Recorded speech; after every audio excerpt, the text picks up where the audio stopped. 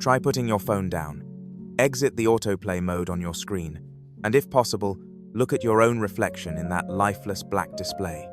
What do you see? A free human being with unbreakable will, or an organism being drained of life by shimmering blue light? We have dissected debt, dissected attention, education, even power. But today, we step into the most sophisticated laboratory of the Matrix, a place where the herders don't need fear to subdue you. Instead, they use pleasure. They use smiles, catchy melodies, addictive storylines, and short videos to execute mass-scale neurological manipulation. Welcome to this podcast episode, Decoding the Matrix of Toxic Entertainment, where we pull back the curtain on how global content industries are carrying out a digital lobotomy, turning you into a passive, mentally paralyzed entity that is completely easy to control. Welcome to Inner Shadow, where you'll hear truths society would rather you never knew. The sweet sedative and the death of critical thinking. Let's begin with a brutal paradox of our era. We have more content to consume than any generation in history. Yet we are poorer than ever in our ability to think deeply. Society tells you entertainment is a necessary part of life to relieve stress. But in the world of Inner Shadow, we see its true nature. Today's entertainment is a kind of mental tranquilizer. When you come home after an exhausting workday and collapse into Netflix or scroll TikTok aimlessly for 3 hours, you are not resting. You have placed your brain into a state of absolute passivity. In that state, the prefrontal cortex, the command center for logic and willpower, is temporarily switched off, making room for the limbic system, the emotional brain, to take over. This is the moment programming begins. The herders don't want you to think. They want you to feel. As long as you stay busy feeling happy, sad, angry, thrilled according to their script, you will have no energy left to analyze reality. Toxic entertainment is like chemical sugar for the soul, sweet and instant, yet containing no nutrients for intelligence. Worse, it is so addictive that it makes you reject real mental nourishment. The first cruelty, a crowd intoxicated by entertainment, is a crowd that can never rise up. If bread and circuses were the tools of ancient Rome, then fast food streaming is the tool of modern oligarchs to maintain comfortable obedience. Fragments of consciousness, when 15 seconds, define a world. To understand how they destroy deep thinking, look at the rise of short-form content. This is a direct assault on human neural structure, engineered by big tech from Silicon Valley to Beijing.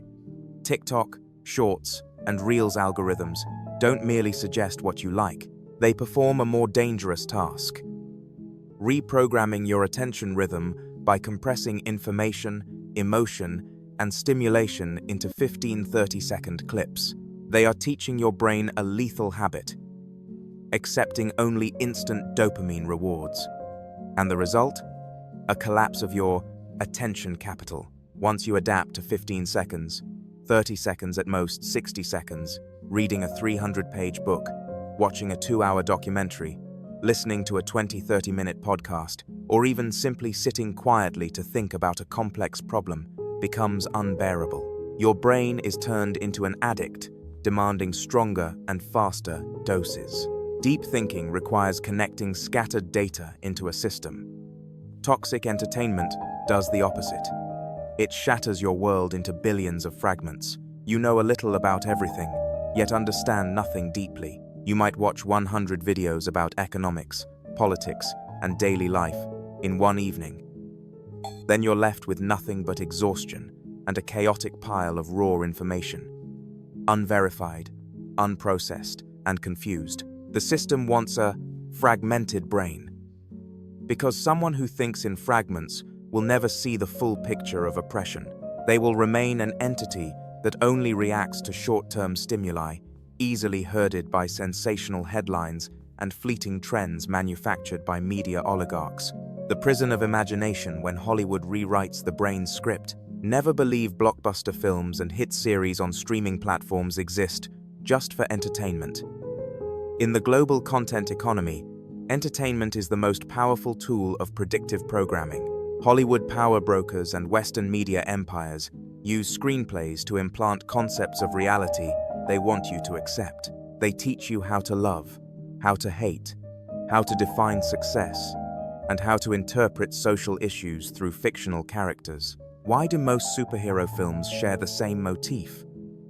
One individual saves the entire world, while the crowd only dares to watch and panic. This installs personal helplessness into your subconscious, and more importantly, the expectation of a savior who supposedly represents the system. Why are modern films flooded with family conflict, betrayal, and nihilism? The purpose is to erode natural bonds, make you feel loneliness is inevitable, and sell you the only solution: consumption to fill the void. Mother-in-law versus daughter-in-law, constant family conflict, a weak husband humiliated, then cheating, dystopian visions of marriage. And what does that lead to? Fear of marriage, not having children, not marrying at all, living only for oneself, relentless shopping, spending, traveling, spa binges, glorifying westernized lifestyles, abandoning traditional family values, living separately from parents and children. And these are only a few examples. They build a prison of imagination.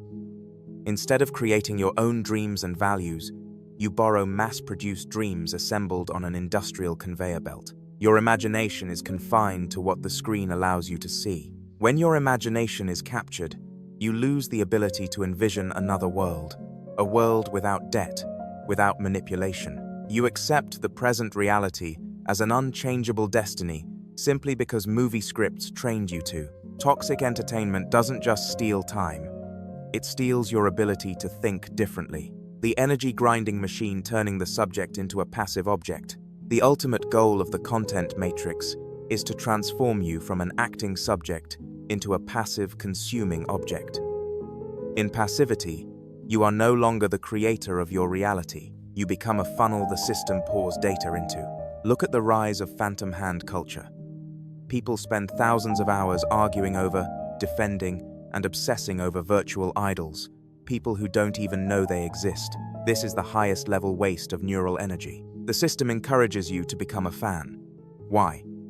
Because a fan is the perfect consumer. They create no real value for their own life. They consume someone else's virtual value. They live a delegated life. Instead of experiencing adventures, they watch others adventure. Instead of training their body, they watch others compete. Instead of searching for meaning or forming opinions, they watch influencers preach meaning and believe it 100%. This passivity leads to paralysis of will. A passive entity always waits to be led. Waiting for the algorithm to suggest the next video. Waiting for a brand to release a new collection. Waiting for the next trend to join. Waiting for idols and influencers to deliver an opinion to echo. Waiting for drama, waiting for one side to win so they can fight online for hours. They have lost the hunting instinct of an independent intelligence and become fat prey for marketing campaigns and political manipulation. The entertainment industry has succeeded in turning your life into a spectator seat to your own existence. You stand on the sidelines of your life, watching sparkling images pass by, convincing yourself that you are still living. The alchemy of dopamine, when entertainment becomes a chemical addiction. To sustain this passivity forever, tech oligarchs have used a chemical weapon: dopamine. App designers in Silicon Valley have admitted they use the same techniques as Las Vegas casinos to design social media and entertainment apps. Variable reward mechanisms keep your brain waiting for the next hit. Each time you scroll into a good video, your brain releases a little dopamine. When the next video isn't good, you scroll again to chase that feeling. It's an endless addiction loop. Toxic entertainment changes your brain chemistry. Over time, your stimulation threshold rises. Ordinary life, a walk in the afternoon, a deep conversation, work requiring patience gradually becomes dull and tasteless. They have hijacked your reward system. Now you only feel alive when a digital device is in your hand. Entertainment is no longer for rest. It becomes a manipulated biological need. Once you're addicted to digital dopamine, you will do anything to keep accessing it, including selling your attention, your personal data, and your freedom of thought. This is enslavement at the cellular level. You think you are choosing entertainment, but in reality, you are obeying an addiction already programmed into your operating system. The disappearance of inner space and the collapse of creativity. Real creativity and deep thinking can only sprout in silence and empty space. Moments of boredom, times when you do nothing, are when the brain enters the default mode network, where new ideas form, where the soul can reflect and heal. The toxic entertainment matrix has declared war on boredom. It wants to fill every empty second of your life with content, and more content. You wait for the bus, you scroll your phone, you sit in the bathroom, you watch short videos, you go to bed, you watch game live streams or movie reviews and recaps. By killing boredom, they kill creativity. A brain constantly stuffed with information will never create original ideas. You become a photocopier, repeating whatever the system has loaded into you. More than that, never facing silence makes you lose the ability to connect. You fear silence because in silence, the voice of truth becomes audible. You fear confronting pain, emptiness, and existential questions. Toxic entertainment is a curtain that helps you run away from yourself, and as long as you keep running, the herders can steer the direction of your escape. The content matrix, when truth becomes entertainment. The peak of toxicity is when the matrix turns even serious issues and human suffering into entertainment content. Look at international media covering war, disasters, and crises. They edit it like an action film, with pounding music and dramatic angles. You watch an explosion on the other side of the world with the same feeling as watching a Marvel movie. Empathy is annihilated, replaced by enjoying the event. When everything becomes entertainment content, the boundary between truth and fiction dissolves. You no longer know what is real and what is staged. You consume truth the way you consume a bag of chips or a tub of buttered popcorn. Fast, flavorful, and leaving nothing behind. That creates a society of indifferent spectators.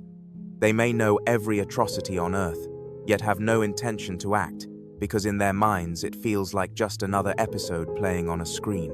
Toxic entertainment has turned this world into a fake stage. You are the viewer nailed to the chair, while reality is torn apart by editors and algorithms. If, hearing this, you start to fear the phone lying next to you, then that is the beginning of resistance. The content matrix is powerful because it targets our most primitive instincts, but it also has a fatal weakness. It needs your attention to exist. When you withdraw your attention, their multi-billion-dollar empire becomes meaningless numbers on servers. The solution is not smashing TVs, phones, or computers, or returning to the Stone Age. The solution is a dopamine detox and reclaiming control of your own operating system. Here are 3 rules of action to escape the matrix of toxic entertainment. Rule 1. Establish a strict content diet. Treat the information you feed your brain as seriously as the food you put in your mouth. Remove digital fast food, pointless short videos, sensational news, celebrity drama, or flirtatious clips of sexy, fiery dancing girls. Watching a little is fine, but less is better. Instead, seek content that demands deep thinking. Classic books, multi-perspective analyses, genuine works of art. Remember, if it's too easy to consume, it often contains poison. Rule 2. Reclaim sovereignty over empty spaces. Actively create time without technology. Sit in silence for an hour each day. Walk without your phone. Or practice a hands-on hobby that requires dexterity, drawing, playing an instrument, gardening, etc. Learn how to be bored again. In boredom, your brain begins to heal, and creativity can truly rise. Don't let any algorithm fill your silence. Rule 3. Move from consumer to creator. The best way to break passivity is to act. Don't just watch others live, start building your own life. Instead of spending 2 hours watching cooking videos, go into the kitchen and cook a real meal. Instead of watching thinking videos, pick up a pen and write down your own thoughts. When you begin creating real value, the magic of virtual entertainment dissolves on its own. A person busy building reality has no time left to watch someone else's script. The content matrix wants you to be a passive entity, a durable consumption battery. But you carry the power of an architect, a storyteller, a thinker. Turn off the screen. Listen to your own voice in the silence.